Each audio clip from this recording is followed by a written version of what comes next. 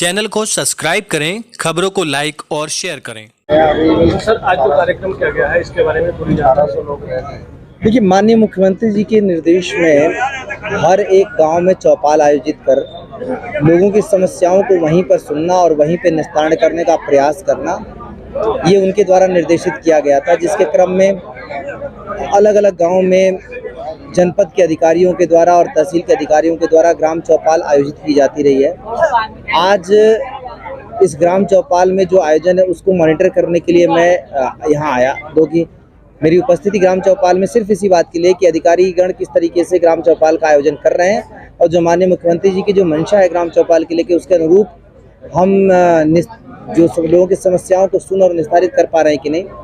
इसी क्रम में आज मैं इस्लामपुर में यहाँ आया था और यहाँ के दो मजरे हैं, इन दोनों के जो लोग हैं उनकी शिकायतों को, जो भी उनकी समस्याएं उनके बारे में सुना, जो जिस स्तर पर निस्तारण संभव था उसको कराया और कुछ एक चीज़ें जो अगर रह गई हैं उनको कल के कल इन सारी चीज़ों को निस्तारित करवाएंगे। कोई अगर पेंडेंसी हमारे स्तर से बाहर की है उसको भी हम दुरुस्त कराएंगे।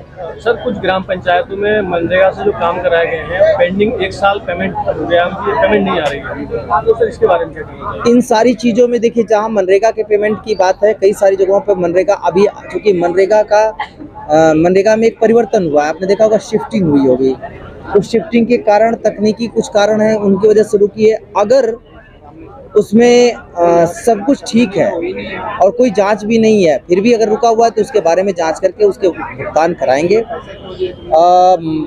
क्योंकि हमारे लिए एक बहुत ग्राम जो धरातल पर लोगों के काम करने, जिसमें कच्चे काम का ज़्यादा रेशियो होता है काम कराने के लिए, जैसे अभी आपने सुना लोगों ने नाले की बात की, नाली की बात की, तालाब की बात की, ये सारी चीज़ें अब उसको जी राम जी इस नए नाम से जानते हैं, उसके अंतर्गत बहुत आसानी से हो सकते हैं और लोगों को बेहतर तरीके से फैसिलिटेट कर सकते हैं। तो कहीं पे अगर इस तरीके की चीज़ है उसको हम समीक्षा करते हैं, उसमें मैं समीक्षा करूंगा।